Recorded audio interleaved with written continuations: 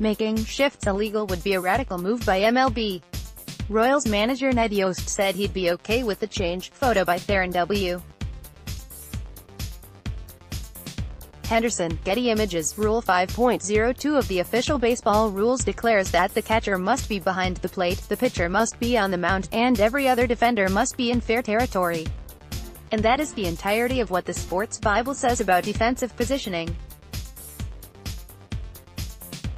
It has been this way for nearly 150 years, and until recently no one had ever considered that the rules might need to be changed. Commissioner Rob Manfred is acutely aware of the history, but now, thanks to the accelerating evolution in the way teams are deploying their defenders, and the effect it appears to be having on the way the game is played, he is in the unenviable position of having to consider implementing a limit, or outright ban on defensive shifts, a move that would constitute the game's most monumental rule change since the American League introduced the designated hitter in 1973. There is a growing body of evidence that the game's timeless but tenuous equilibrium has been thrown off. While strikeouts are at an all-time high and still rising, the league-wide batting average of .245 entering the weekend was the lowest it has been in 46 years and roughly the same as it was in 1907, in the heart of the dead ball era. The rate of 8.34 hits per team game is roughly that of the mid-1960s, years in which the decline in offense ultimately led MLB to lower the height of the mound. There are fewer balls in play than at any other point in the game's history.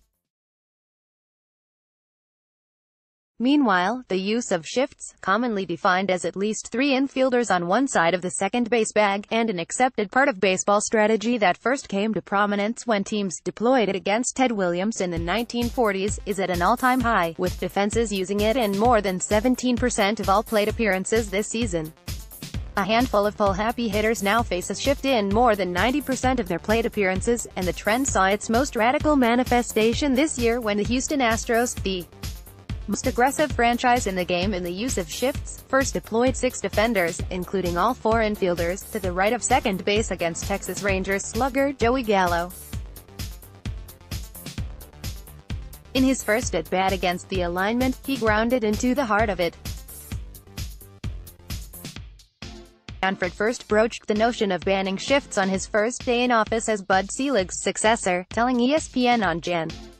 25, 2015, things like eliminating shifts, I would be open to those sorts of ideas. Last week, in an interview with The Athletic, he went even further, saying, there is sentiment in the game for the idea that we need to be more aggressive about managing the trends that have been introduced in the game, at least partly based on analytics. Because the trends seem to be persistent, I think we're at a point in time that we do need to think about and really analyze hard some potential changes. What was most interesting about these comments 3.5 years apart was the divergent reactions. In 2015, Manfred's initial suggestion about limiting shifts was met with widespread outrage. But this time, some prominent figures are lining up behind the commissioner. If they came to me and said, would you like to outlaw the shifts, I would say yes, Kansas City Royals manager Ned Yost told reporters.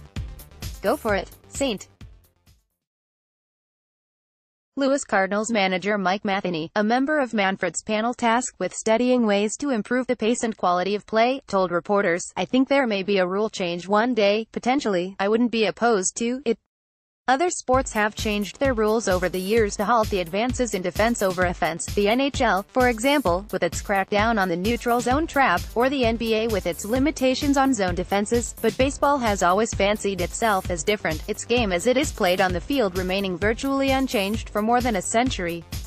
Even an alteration as seemingly minuscule and unobtrusive as introducing the automatic intentional walk, as Manfred did in 2017, was met with an outcry that dwarfed the rule's actual impact. But this time, circumstances may be forcing a monumental change. The 2 major trends in the sport, the increase in shifts and the drop in batting average and hits, are almost certainly not coincidental. And Manfred is beginning to suspect a third trend, a nearly 7% year-to-year drop in league-wide attendance, is also related to the lack of action on the field, as well as the organizational strategy of downsizing, or tanking, telling reporters Thursday he is concerned that there's something more to it than weather. When Manfred first floated the notion of a limit on shifts 3.5 years ago, his hope was that it would never have to come to that, and that the cardinal rule of hit it where they ate, would dictate offensive strategy, with hitters beating the shift by going to the opposite field, or even bunting against it, until defenses began to adjust back the other way.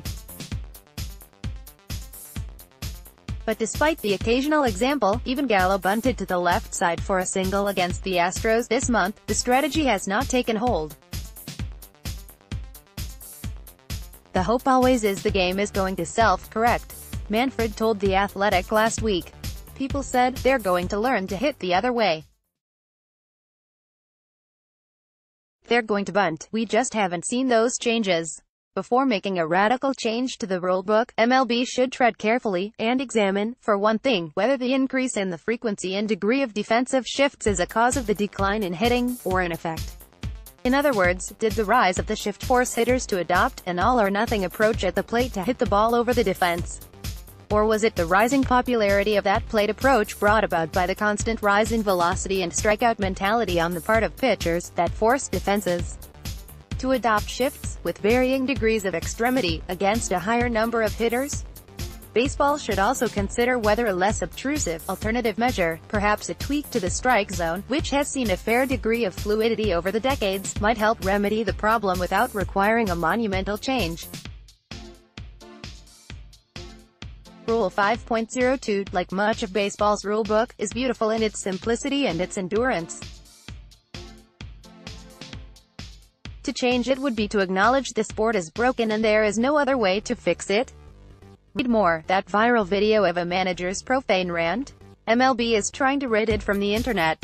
Angels hope Shohei Ohtani doesn't need Tommy John surgery, but it's not good. Red Sox fans turned on their cell phone flashlights, coincidentally while the Tigers were batting top. College pitcher who pleaded guilty to molesting niece gets passed over in MLB draft.